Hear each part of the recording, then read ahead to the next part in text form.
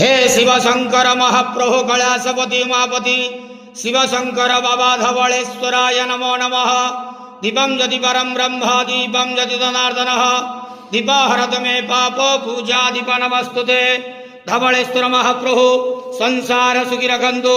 आज शुभ रविवार रे समस्त श्रद्धालु भक्त मान को आशीर्वाद करंतु, मनस्कामना पूर्ण करंतु, कर्म क्षेत्र उन्नति करंतु, ग्रहरिष्ट खंडन करंतु, जगतर मंगल करंतु, विश्वर कल्याण करंतु, आपणकर नाम प्रकाश करंतु, सेवकर डाक श्रवण करंतु, समस्त गुआवसा भक्त मानकर मनस्कामना पूर्ण करंतु।